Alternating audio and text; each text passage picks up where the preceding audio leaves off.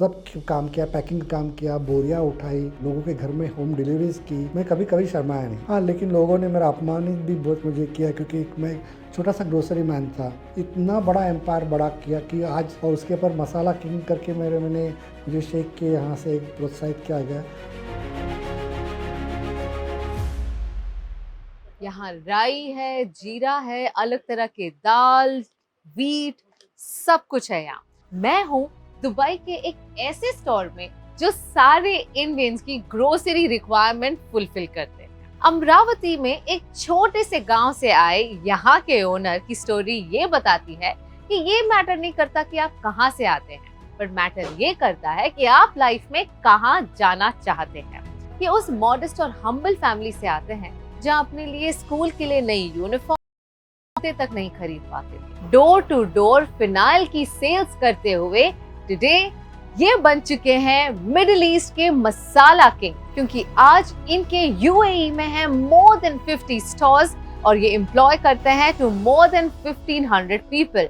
This Indian living abroad is the chairman and managing director of Adil Group. So let's go and meet Mr. Dhananjay Dattar.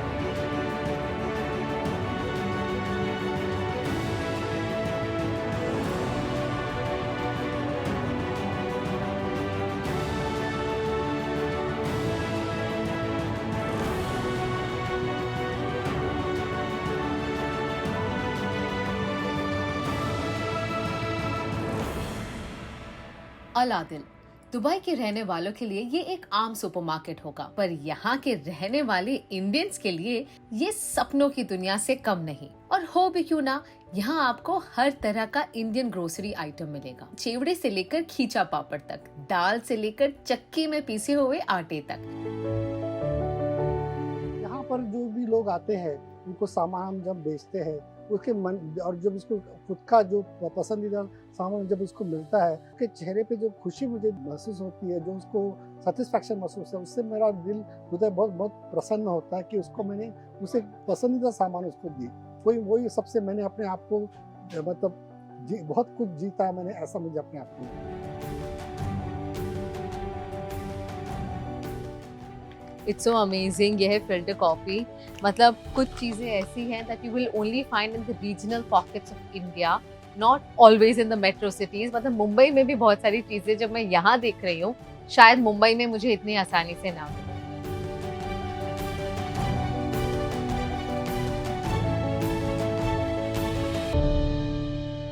Indian store जो शुरू किया एक Indian entrepreneur ने, तो इसका नाम अलादिल क्यों? हमने जब शुरू किया यहाँ पर, तभी हमारे यहाँ पर मेरे फादर ने कहा कि जिस कंट्री का में हम रहते हैं उसके कंट्री के लोगों को हमको रिस्पेक्ट करना चाहिए, उनके कल्चर को रिस्पेक्ट करना चाहिए, उनके लैंग्वेज को पसंद करना चाहिए।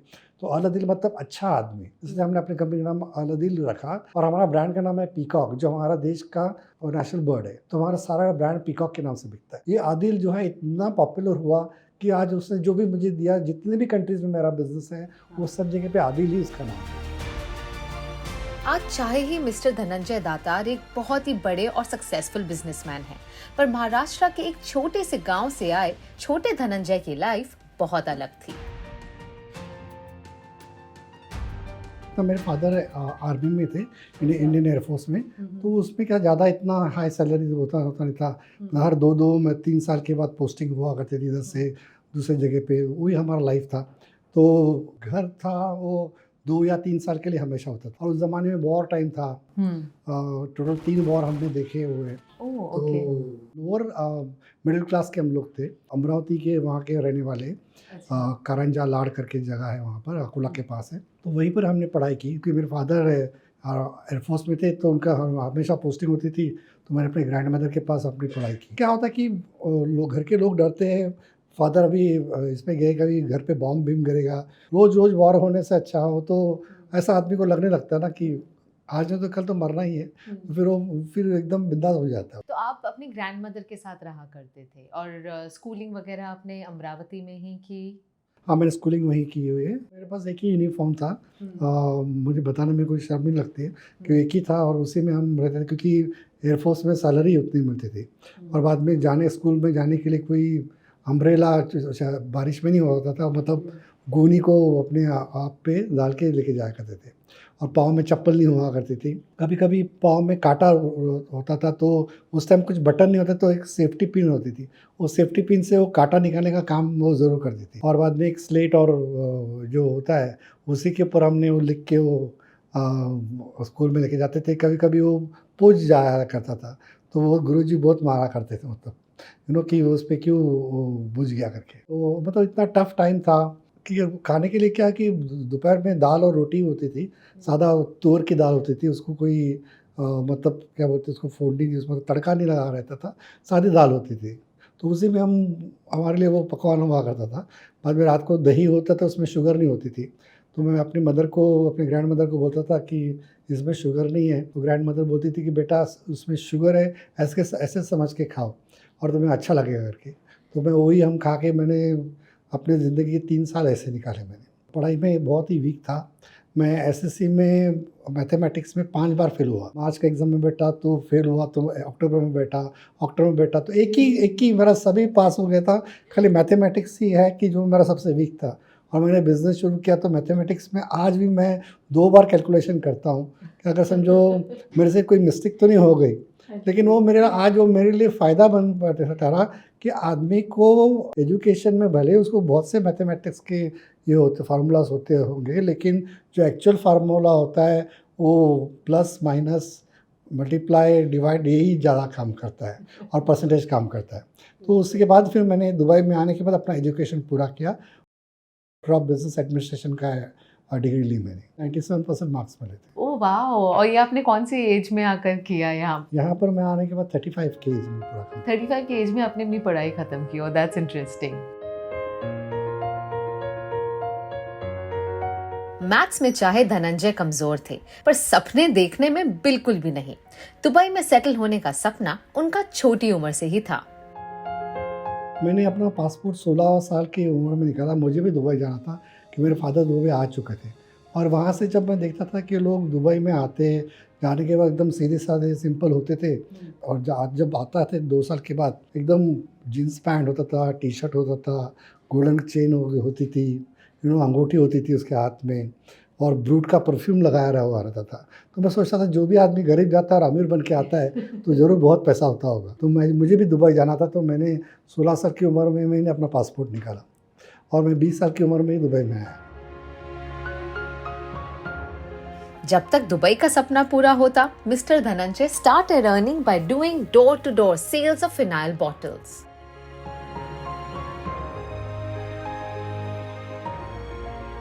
डोर टू डोर सेल करता था, लेकिन उसके वजह से मैंने सेल्समैनशिप सीखी कि हर घर में जाके डोर बेल दबानी है और अपने प्रोडक्ट के बारे में बताना है और उसको सेल करना है। जब सेल करने के लिए ग्रुप जाया करता था, तो वो बोलते थे कि ये बिल्डिंग के अंदर सेल नहीं होगा, कि यहाँ पर बहुत कंजूस लोग रहते हैं, तो मेरे पास देते थे। तो लेकिन मैं वहाँ पर सबसे ज़्यादा सेल करके आया करता था कि वो मतलब देखो आदमी के बोलने में सच में सेल्समैनशिप है, और मैं कोई भी प्रोडक्ट बेच सकता हूँ, लेकिन बेचने के लिए बहुत डिफिकल्ट होता है। प्रोडक्ट को सेल करना is a most complicated job है, जो बहुत ही मुश्किल है। किसी को आदमी को हर बेल बजा के उसको प्रोडक्ट के बारे में बताना है, उसको समझाना है, उसको सेल करना है।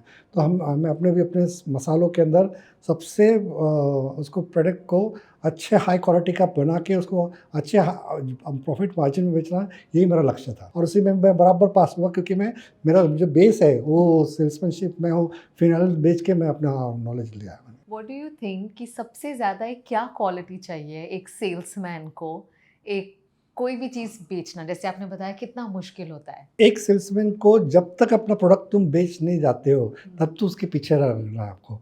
उसको बार-बार जाके फॉलो करना है, और उसके पीछे लग के उसको प्रोडक्ट को समझाना है। ये नहीं कि उसको आज बेच के ख़त्म करना, ये नहीं है। उसको आगे भी हमें बेचना है।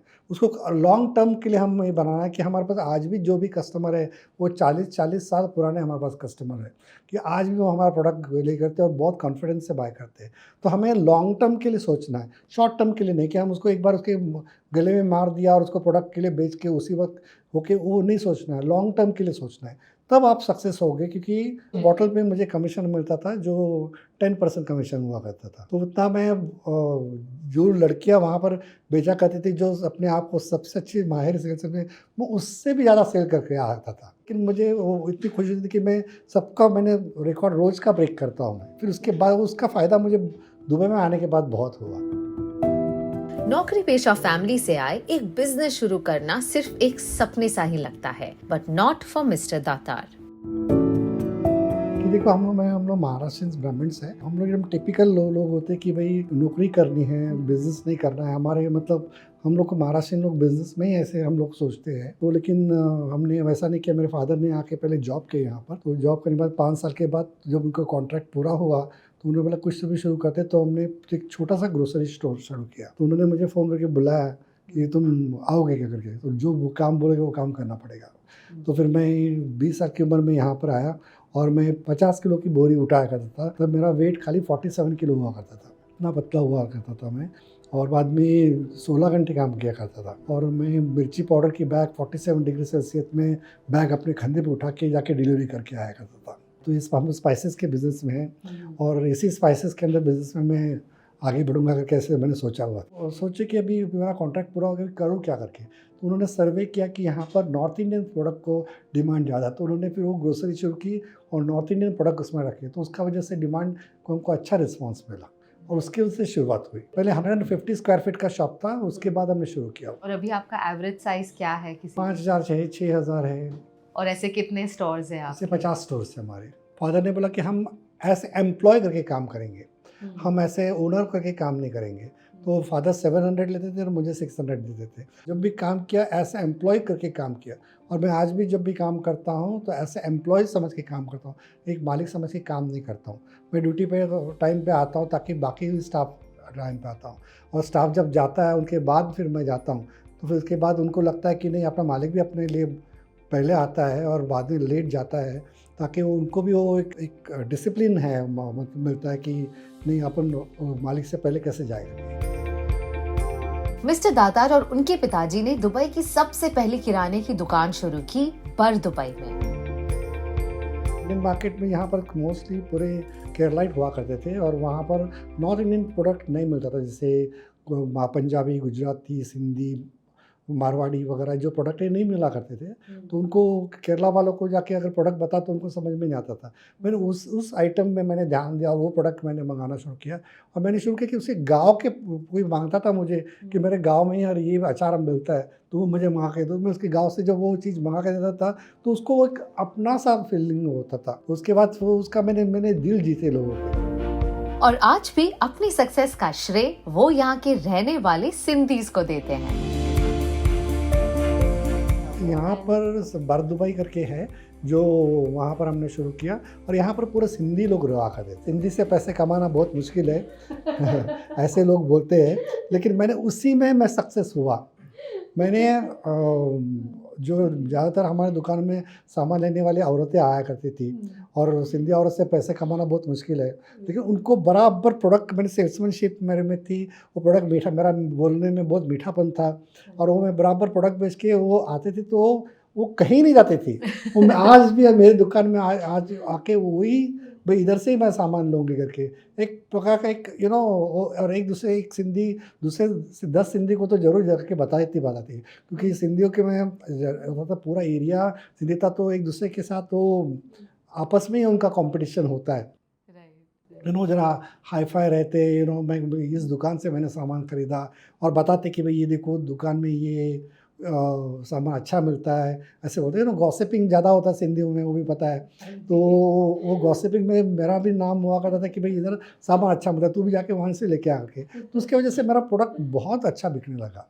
और मेरे जो सबसे नंबर 1 है वो पंजाबीज़ ने मुझे बहुत सपोर्ट किया, सिंधी, गुजराती, महाराष्ट्रियन, बाद में यूपी, बिहार, तमिल लोग ने मुझे बहुत सपोर्ट किया। दुबई एक नया देश था आपके लिए और आपके फादर के लिए। How welcoming was the city? ये बहुत ही चैलेंजिंग था। यहाँ पर टिकना इतना आसान नहीं है। यहाँ पर मैंने देखा कि आदमी को हीरो से ज़ीरो होते देखा हुआ है और ज़ीरो से हीरो होते हुए देखा हुआ है। लोग पैसा बहुत लेके भी आते हैं और फ्लॉप होके चले जाते हैं, और जो आदमी एकदम कुछ भी नहीं लाता है और वो हीरो बन जाता है, लेकिन उसके पीछे बहुत मेहनत होती है। तो मुझे भी चैलेंज आए, हमारा बहुत नुकसान हुआ। हमें पता नहीं था कि होलसेल में माल बेचते वक्त कि उसको क्रेडिट पे बेचना पड़ता है। पेमेंट्स जो है 90 डेज़ 120 डेज़ के बाद आता है, तो हमारा पैसा भी डूब गया काफ़ी। तो हमने अपने माँ के गहने बेचे और वो पैसा लाया बिजनेस में। लेकिन बिजनेस करेंगे ही करेंगे और इसी में ज़िंदगी ये करेंगे, आगे दूसरा प्लान भी हमारे पास नहीं है। उसमें हमने जब माल पैसा डाला मार्केट में यहाँ पर, तो हमने वो रिकवरी भी किया हमने। उसके बाद फिर मैं सक्सेस हुआ। मैंने अपने मदर को बताया था कि मैं तभी दुबई से वापस आऊँगा कि जब मैं तुम्हारे गहने और मंगलसूत्र वापस लाऊँगा। तो 3.5 साल मैं यहाँ से नहीं गया। और लेकिन जब मेरे ऐसे हमारा दुकान चलने लगा, तो यहाँ पर कुवैत और इराक का वॉर हुआ, तो लोग यहाँ से भागने लगे, जाने लगे कि हम लोग यहाँ नहीं रहेंगे। लेकिन हम लोग यहाँ से नहीं गए कि मेरा पता था कि मेरे मदर के गहने मुझे लेके जाने हैं, तो मैं यहाँ से खाली हाथ कैसे जाऊँगा। तो मैंने उस वक्त हमारा बिज़नेस बहुत चल पड़ा। लोग पैनिक बाइंग करने लगे और प्रोडक्ट बहुत बड़ा क्वांटिटी में बाय करने लगे, जिसमें मुझे बहुत प्रॉफिट हुआ। और मैंने अपनी माँ के गहने और उसका मंगलसूत्र जाके उसके हाथ में दिया, और तब मेरे माँ ने मेरे गालों पे से हाथ फैलाया कि बेटा, किसी ने मेरे गहने ला के दो, रोने लगी। तो मैं अपनी माँ को बहुत बिलख के रोने लगा कि मैंने उसके गहने पूरे वापस लाए और मैं एक सक्सेसफुल बिजनेस बन के इंडिया में आ जाया हूँ। Starting a business is one step, but expanding it to multiple stores is a huge leap. नहीं, देखो, एक शॉप में चलने से हमारे को दूसरा अबू धाबी में वहाँ के लोग बोलने लगे आप यहाँ पर ब्रांच खोलिए। तो मैंने वहाँ पर ब्रांच ओपन किया, तो उसका बहुत अच्छा रिस्पांस मिला। फिर लोगों ने बोला कि शारजाह में शुरू करो, तो मैं शारजाह में शुरू किया, तो वहाँ अच्छा रिस्पांस मिला। उसके बाद मैंने एक करके 50 हमने दुकान खोल दी। लोगों ने बोला भाई बहरीन में खोलो, ओमान में खोलो, सऊदी अरेबिया में खोलो, तो वहाँ पर भी हमने जाके खोल दिए। मैंने हमेशा अपने आप को फाइनेंशियली स्ट्रॉन्ग रखा है। मैंने छोटा सेविंग करते एक अच्छा पैसा जमा किया, जो हर रोज़ मैं अपने बिज़नेस से थोड़ा जमा करता था। उसके पीछे ये है कि मैं एक हमारे पड़ोस में एक रेस्टोरेंट हुआ करता, वहाँ पर मैं खाना खाने जाया करता था। तो वो था, उसके पास नीचे 2 डब्बे हुआ करते थे। उसके अंदर डब्बे में रोज़ मैं 100 का नोट डालता था, दूसरे में एक 100 का नोट डालता था। तो रोज़ वो 100 के 3,000 होते थे महीने के, और इसमें भी 3,000 होते थे। तो मैंने उसको पूछा था भाई ये क्या करता है करके, तो उसने बोला ये 3,000 मेरा प्रॉफिट है, और 3,000 में अपना स्टाफ का सैलरी और उसमें खर्चा वगैरह देखता हूँ। तो मतलब मैं भी कैसे करूँ, तो मैं रोज़ का मैं भी जब 500 रुपये निकलने लगा, तो उस महीने का हो गया 15,000, तो उसका साल का हो गया 1,80,000। तो इसका क्या करूँ, तो मैंने नया ब्रांच खोला अबू धाबी में 1,80,000 में। वहाँ से भी मैं रोज़ 500 निकालने लगा, तो पूरा साल का हो गया 2 शॉप का 3,60,000। उसके अंदर मैंने शारजाह में मैंने किया शॉप खोला, तो उसमें से भी रोज़ का 500 ऐसे करके मैंने कितने सारे ब्रांच किए। और ऐसे जब बिज़नेस में से आप पैसा निकालते हैं, तो बिज़नेस को कुछ शॉर्टेज नहीं होता है। एक साथ अगर पैसा निकालना हो तो बहुत निकाल नहीं सकते हम लोग। तो इसलिए ऐसे अगर हम अपने आप को रोज़ का वो विड्रॉ करते रहे, और एक जैसे बूंद से तालाब बनता है, वैसे हमने वो अपने आप को पैसा निकाल के एक साइड में रखते गया, उसका सेविंग होते गया, और वो फाइनेंशियली अपने आप को स्ट्रॉन्ग किया, ताकि हमें आगे जाना है तो हमें फाइनेंशियली हमें स्ट्रॉन्ग होना चाहिए। हमारे पास अगर कुछ सेविंग्स है, तो हमें जब भी हमेशा कॉन्फिडेंस होता है कि मैं आगे भी जब गया और मुझे कभी कोई प्रॉब्लम आए, मेरे पीछे पैसा है। क्वालिटी कंट्रोल बहुत ही इम्पोर्टेंट है, क्योंकि सबसे पहले क्वालिटी कंट्रोल जब तक नहीं है, तब तक हम आगे नहीं बढ़ सकते। और क्या है कि हमने उसके ऊपर बहुत ध्यान दिया, और कि क्वालिटी को एकदम मेंटेन रहे, और उसी की वजह से आज हमारा जो भी सक्सेस है कि कस्टमर को हमें बांध के रखना है और सालों साल उसको सर्विस देनी है, तो सालों साल हमको बिज़नेस देगा। ये हमारा विज़न है। आप देखोगे कि हमारे ये सारे इसमें नोटिस बोर्ड में मेरा ईमेल आईडी और व्हाट्सएप नंबर लिखा हुआ है। हर शॉप में आपको, हर काउंटर के ऊपर आपको नंबर मिलेगा, ताकि आप कोई भी कस्टमर मुझे व्हाट्सएप कर सकता है और मुझे ईमेल कर सकता है, अपना सजेशन दे सकता है। लेकिन मुझे ईमेल आती नहीं है, उसके लिए जो स्टाफ है वही अच्छा उसको आंसर देता है। आदमी को कंप्लेंट की वजह से वो सीखता है, कस्टमर के फीडबैक से वो सीखता है कि हमें कैसे इम्प्रूवमेंट करना है। I think this is something जो बहुत सारे एंटरप्रेन्योर्स को आपसे सीखने मिलेगा as to how we can do it. And actually as we speak I can see a board right in front of me which says for any suggestions और complaints call directly to our managing director. I don't know of too many businesses doing that. सबसे पहला मेरा गुरु थे, जिनके पास मैं super market में pricing कैसे करते हैं, उनके पास मैं सीखने जाया करता था। मैंने जब मेरे फादर ने बोला कि तुम अपने शॉप में काम करते हैं, लेकिन हमें सीखना चाहिए कि प्रोडक्ट का शेल्फिंग कैसा होता है, प्राइसिंग कैसा होता है। तो मैंने एक पर्सन थे, मैंने उनको रिक्वेस्ट किया, उनकी सुपर मार्केट थी, कि मैं आपके पास आके फ्री में काम करूँगा, लेकिन आप मुझे ये प्राइसिंग करना सब सिखाओ। तो उनके पास मैं पार्ट टाइम जाके उनके पास काम किया करता था। सारा प्रोडक्ट सब बेचते थे, वेजिटेबल बेचते थे, टिन प्रोडक्ट सब बेचते थे, लेकिन वो साथ में पोर्क भी बेचते थे। बाद में बीफ बेचते थे, मटन चिकन सब बेचते थे। तो मैंने उनको बोला भाई मैं इसको हाथ नहीं लगाऊंगा, पोर्क और बीफ को, क्योंकि ये मेरे अगेंस्ट मेरे रिलीजन है। उन्हें बोला कि देखो मैं तो जैन हूँ, मैं तो ऑनियन और गार्लिक भी नहीं खाता हूँ, ये तो हमारा बिजनेस है, किसी का फूड है, तो हमें इस काम करने में उसमें कहाँ रिलीजन आया, उसमें क्या शर्म की मोसी है। तो मैंने वो ज़िंदगी में सीखा कि कस्टमर को क्या चाहिए वो हमें देखना चाहिए। कभी ज़िंदगी में शर्माना नहीं है कोई भी काम करने में। अगर हमने किसी आदमी को, एनिमल को किल करके हम नहीं बेचते, उसका तो मीट रेडी बना हुआ जो आइस में रखा हुआ है उसको हम हाथ लगा रहे, तो हाथ लगाने से कोई आदमी बिगड़ नहीं जाता है। तो ये मैंने ज़िंदगी में सीखा, और कोई भी मैं काम करने में शर्माऊंगा नहीं। ज़िंदगी में मैंने सब भी किया, मैंने ज़िंदगी में सब काम किया, पैकिंग का काम किया, बोरियाँ उठाई, मैंने लोगों के घर में होम डिलीवरीज़ की, मैं कभी कभी शर्माया नहीं। हाँ, लेकिन लोगों ने मेरा अपमानित भी बहुत मुझे किया, क्योंकि मैं एक छोटा सा ग्रोसरी मैन था, तो लोग सोचते हैं कि ग्रोसरी वाला बहुत बोर होता है, लेकिन उसके अंदर ही मैंने इतना बड़ा एम्पायर बड़ा किया कि आज, और उसके ऊपर मसाला किंग करके मैंने मुझे शेख के यहाँ से एक प्रोत्साहित किया गया। तो उसके बाद फिर मुझे कॉन्फिडेंस और बढ़ गया मेरा, कि ज़िंदगी में आदमी छोटा भी कुछ भी काम करे ना, उसी में वो आगे करके बड़ा बन सकता है, और एक रिचेस्ट करके आदमी भी बन सकता है। कभी आप सोचते हैं कि जब मैं छोटा था क्या मैंने सोचा था कि मेरा इतना बड़ा एम्पायर होगा? Do you look back and think कि मैंने कभी ऐसा ज़िंदगी में नहीं सोचा। मैंने काम करते गया और मैं बनता गया, काम करते गया, मैं बनता गया। मेरे जो पुराने दोस्त थे वो मुझे टूट गए मेरे से, मेरे रिश्तेदार मुझसे टूट गए कि मैं आगे बढ़ रहा था, क्योंकि उनको शायद ऐसा भी होता है कि किसी को देख नहीं सकते कि ये आदमी बहुत ऊपर जा रहा है, तो हमारा लोग ब्रेक भी होते जाते हैं, लेकिन आगे चल के नए लोग मिलते भी जाते हैं, क्योंकि वो भी अपने ही जैसे छोटे से बड़े बने हुए रहते हैं। तो इसके बाद मुझे बहुत से लोग अच्छे मिले, और उनके साथ मैंने बिज़नेस भी बहुत किया, और वो भी सक्सेस हुआ और मैं भी सक्सेस हुआ। पैसे तो मिस्टर धनंजय ने बहुत कमाए, but today he truly believes health is your true wealth. मैंने ज़िंदगी में सब कुछ अपने बिज़नेस के लिए दिया। मैंने हेल्थ का बिल्कुल ध्यान नहीं रखा था, कि मैंने बहुत काम किया, 16 से 18 घंटा काम करता था। मैं कभी भी टाइम पे खाना नहीं खाता था, ब्रेकफास्ट नहीं करता था, तो उसकी वजह से मुझे हेल्थ का बहुत प्रॉब्लम हुआ। मैं सुबह में 7 बजे चलता था, कभी ब्रेकफास्ट नहीं किया, लंच भी मैं रात दोपहर को 3-4 बजे करता था, रात का डिनर रात को 2-3 बजे का। तो उसकी वजह से सीवियर एसिडिटी प्रॉब्लम हुई थी मुझे। उसके बाद मुझे सिर्फ बॉयल फूड खाने के लिए बोला था डॉक्टर ने, दिन में 2 बार या 3 बार सिर्फ, और वो खाने के बाद ऐसा लगता था कि मैंने इतना पैसा कमाया और आज मैं अच्छी चीज़ खा भी नहीं सकता हूँ। कि देखो ज़िंदगी में हेल्थ भी बहुत इम्पॉर्टेंट है, कि हेल्थ नहीं है तो फिर वो पैसा किस काम का, कि जिसके मैं कुछ भी चीज़ नहीं खा सकता, इवन कोई स्पाइसी फूड भी नहीं खा सकता हूँ, ना मैं अचार खा सकता हूँ, ना मैं पापड़ खा सकता हूँ, कुछ नहीं खा सकता, सब मुझे बंद करना पड़ा था। लेकिन उसके बाद सीखा कि मैंने ज़िंदगी में मैं अपने बॉडी को पूरा ध्यान दूंगा। उसके बाद मैंने एक्सरसाइज टाइम पे शुरू की, टाइम पे खाना शुरू किया। उसके बाद मैं हेल्थ में आगे बढ़ा, तो मैंने उसके बाद बिज़नेस को बहुत बड़ा बनाया। आज भी मैं बहुत टाइम टू टाइम खाना खाता हूँ। क्या है अभी आपका रूटीन? कितने बजे मुझे उठते हैं? दिन में मैं 4 बार खाता हूँ, ऐसा नहीं कि 2 बार ही खाता हूँ, 4 बार खाता हूँ, लेकिन थोड़े छोटे-छोटे मील में खाता हूँ, ताकि मेरी बॉडी को मैं अच्छी एनर्जी दे सकूँ।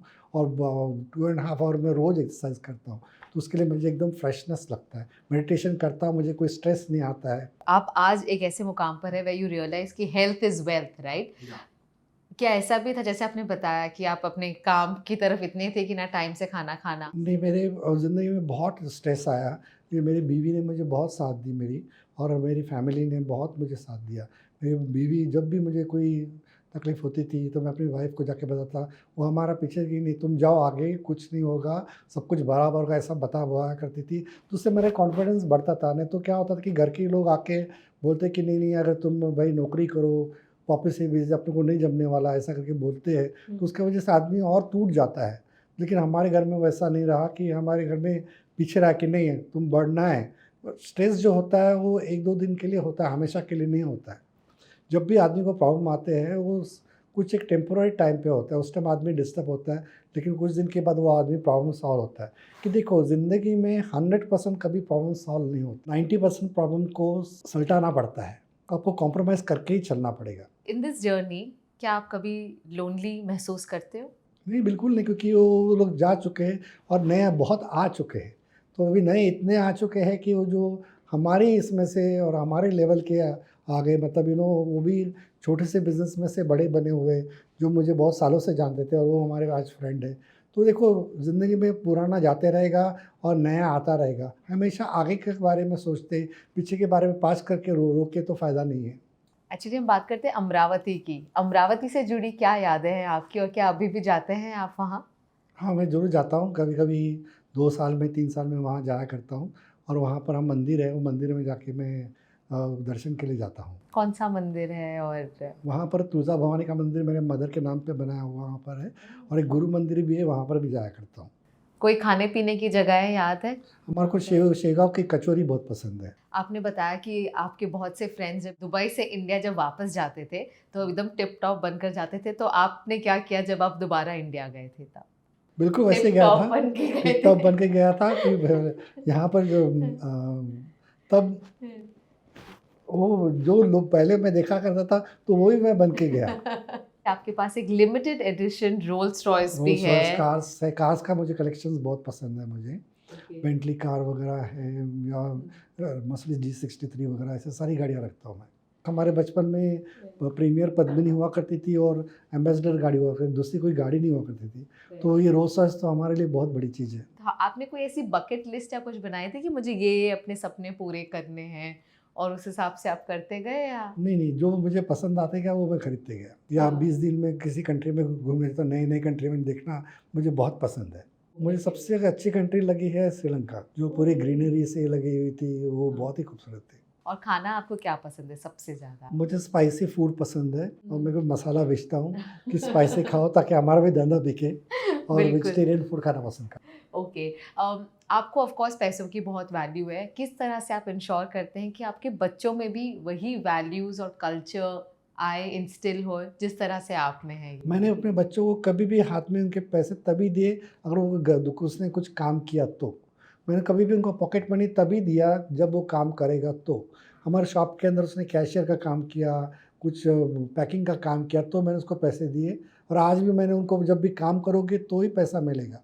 तो कितने हावर्स तुम अपने हमारे ऑफिस में तुमने निकाले तो उसके ऊपर से उनका कमीशन मैं बेस पे उनको पेमेंट करता हूँ। रियली? बिल्कुल। Oh my God! बच्चों को हाथ में पैसा देके मैं बर्बाद नहीं किया मैंने। अच्छा। तो आई am sure they really value money और उन्हें पता है कि काम करके ही पैसे कमाए जा मिलेंगे सकते तो हैं। पैसे मिलेंगे नहीं करके। If you could go back in time और अगर आप अपने आप को, अपने यंगर सेल्फ को कोई एडवाइस देना चाहेंगे तो वो क्या एडवाइस होगी? अगर जो भी आपको काम करना है, आपको बिज़नेस करना है, मैं कितनी भी डिफ़िकल्टी आऊँगा तो उसमें से मैं वापस नहीं हटूँगा। ये पहले अपने आप को दिमाग में डाल के रखो तो ही फिर बिज़नेस में करो, तो बिज़नेस में मत आओ। कोई भी डिफ़िकल्टी आएँगे तो मैं छोड़ के चला जाऊँगा, ऐसा मत करना। और दूसरी बात, आदमी के इसमें एटीट्यूड नहीं होना चाहिए, अगर वो ना उसके अंदर ईगो प्रॉब्लम होना चाहिए। तो अगर तुम्हारे में पेशेंस होना चाहिए और लोग क्या बोलते हैं, उनको क्या पसंद है वो नहीं है, वो मत देखो, आपको क्या पसंद है वो देखो। आप कोई भी छोटा काम जो होता है, वो छोटा नहीं होता है। मतलब एक आपने एक शाहरुख खान का एक सुना होगा, कोई एक डायलॉग था कि धर्म से बड़ा कोई मतलब हर बिज़नेस अच्छा होता है, मैं ये कहूँगा। कोई भी बिज़नेस बुरा नहीं होता है, सभी बिज़नेस अच्छे होते हैं। लोग हँसने वाले हँसते हैं, उनके पीछे मत देखो। और घर के लोगों को भी बोलो कि भाई मुझे कॉन्फिडेंस दो, ये नहीं कि बिज़नेस बंद करके फिर जॉब करने के लिए ये बोलो, ऐसा मत नहीं करो।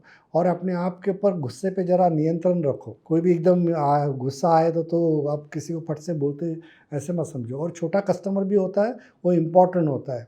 वो 1 दिरहम का भी सामान लेगा तो कल चल के वो 100 का लेगा, लेकिन उसको 100 का माल लेने के लिए उसका दिल जीतना पड़ता है। ये ध्यान बहुत हमेशा याद रहना। आप आज भी अपने आप को एक सेल्समैन मानते हैं? आज भी मैं अपने आप को सेल्समैन मानता हूँ कि अगर मैं अच्छी सर्विस दूँगा, अच्छा प्रोडक्ट दूँगा, तो आगे चल के वो मुझसे हमेशा माल लेते रहे बैठेगा। आपको सबसे ज़्यादा खुशी किस चीज़ से मिलती है? मुझे ज़्यादा बिजनेस जब होता है तो उसमें खुशी मिलती है। रोज का कैश का धंधा ज़्यादा आने से खुशी मिलती है। टीम को किस तरह से मोटिवेट करते हैं? टीम को मोटिवेट करना हो एक सही सा बिग चैलेंज कि हमें उनको प्रेशराइज नहीं करना है, कि उनको कॉन्फिडेंस देना है कि हमें देखो आज हमने ये टारगेट पूरा किया है, आगे चल के हम ये टारगेट पूरे करेंगे। और हमको अकेले को मिल के नहीं करना है, हम सब अपने एक दूसरे को करेंगे, एक दूसरे को कनेक्टेड है। तो ये नहीं कि एक आदमी से करने से ही सब सक्सेस होता है, ऐसा नहीं है। हम एक टीम बन के करके टीम वर्क काम करेंगे तो ही हम आगे सक्सेस बढ़ेंगे। ये हमेशा उनको हम कॉन्फिडेंस हम देते रहते हैं, क्योंकि देखो जो एम्प्लॉयज़ होते हैं कंपनी के, वो कंपनी के एसेट्स होते हैं।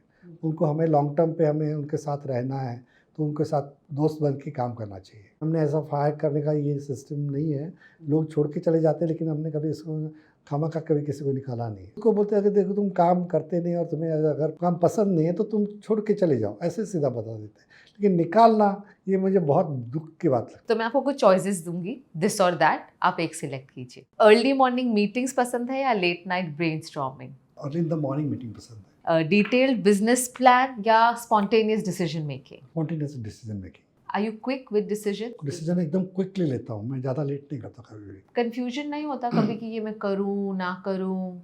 नहीं, बिल्कुल नहीं। क्विक डिसीजन लेने से आदमी को क्विकली काम होता है। लेकिन फिर कई बार मिस्टेक्स भी हो जाती होंगी। सोच समझ के लेते हैं डिसीजन। पर मिस्टेक अगर हो भी जाती है होती तो उसको संभाल लेना चाहिए। फिजिकल स्टोर या ई कॉमर्स? ई कॉमर्स का ज़माना है तो अब क्या? मुझे फिजिकल स्टोर में अभी भी वही डिमांड दिखता है। ई कॉमर्स में है, लेकिन इतना सिर्फ वो 10% ही अभी तक हुआ है। 90% अभी भी फिजिकल स्टोर से चल रहे हैं। Really, you think so? And even in the future, you think physical stores are still important? E commerce के अंदर आदमी लिमिटेड स्टफ लेता है, लेकिन फिजिकल स्टोर में जब आता है तो बाकी भी सामान देख के और ले लेता है। Customer feedback or market research? Customer feedback. Quick growth or sustainable growth? Sustainable growth. Formal business attire or casual business attire? Formal business आता है।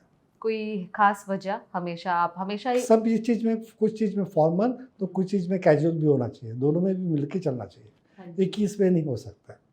मैं किसी एक एंटरप्रेन्योर से बात कर रही थी और वो बता रहे थे कि जब भी उन्होंने अपने किसी फ्रेंड के साथ कभी कोई बिजनेस किया है, so they have always lost the friend या रिलेशनशिप। आपने कभी कोई अपने रिलेटिव्स या फ्रेंडशिप में कभी कोई बिजनेस ट्रांजैक्शन किया है और आपका क्या कहना है कि करना चाहिए या नहीं करना? मैं बिल्कुल अपने फ्रेंड्स के साथ बिल्कुल फ्रेंड जैसा रिलेशन रखता हूँ, लेकिन बिजनेस का रिलेशन उससे बिल्कुल नहीं रखता। उसका पैसा ऐसा चीज़ है कि रिलेशन ख़राब करता है। और कुछ ना कुछ हो गया तो वो एक तो सोचता है कि ये और कॉन्फिडेंट होता है कि मैं अपने फ्रेंड है मेरा, तो मेरे से लेट भी होगा तो चलेगा। लेकिन हम अननोन फ्रेंड से जब काम करते हैं तो टाइम टू टाइम डिलीवरी मिलती है और टाइम टू टाइम सर्विस मिलती है। बिल्कुल। सोलो एंटरप्रेन्योरशिप और बिजनेस पार्टनरशिप? सोलो। आदमी ने बूट पॉलिश का धंधा करेगा चलेगा, लेकिन कभी पार्टनरशिप पर धंधा नहीं करना चाहिए। बूट पॉलिश का धंधा भले ही छोटा हो, लेकिन अपने पैसे के दम पे कमाना चाहिए। कि पार्टनरशिप में आगे चलने के बाद रिलेशन ख़राब होता है, इसलिए छोटा भी धंधा हो लेकिन अपना धंधा शुरू होना चाहिए। वर्क फ्रॉम ऑफिस और work from home? No, work from office. Work from home में क्या करता है पता नहीं, वो टाइम पास ज़्यादा करता है, और लेकिन ऑफिस में कर रहेगा तो पूरा ऑफिस में काम करता है। रिस्क टेकिंग और play it safe? Play safe. Play safe. No, never take risk. Business में अंदर हम जब रिस्क करते हैं तो बिजनेस का रिस्क, काम के बारे में रिस्क है, लेकिन सेविंग के पर फिर रिस्क नहीं ले सकते। सेफ बिजनेस करना चाहिए, क्योंकि हमें हमेशा स्ट्रेस फ्री हम सो सकेंगे। इकोनॉमी क्लास और बिजनेस क्लास? First class. पैसा है तो उसको एंजॉय करना चाहिए। Now you spoken like a true entrepreneur. तो आप हमेशा सिर्फ फर्स्ट क्लास में ही ट्रैवल करते हैं? बिल्कुल फर्स्ट क्लास में ट्रैवल करते हैं। तो हमने पैसा कमाया किसके लिए? अपने लिए। तो अगर मैं कमाऊंगा और कल चल के मर जाऊंगा तो मेरे आगे की जनरेशन मजा करेगी। इससे अच्छा मैंने पैसा कमा तो मैं भी तो एंजॉय करूँ ना उसको। बिल्कुल। एंड वी विश कि आप लाइफ में और मजा करें, एंड आई एम श्योर आपके कस्टमर्स भी बहुत खुश हैं आपसे। So thank you on behalf of Curly Tales and of course all your customers who been customers of Adil.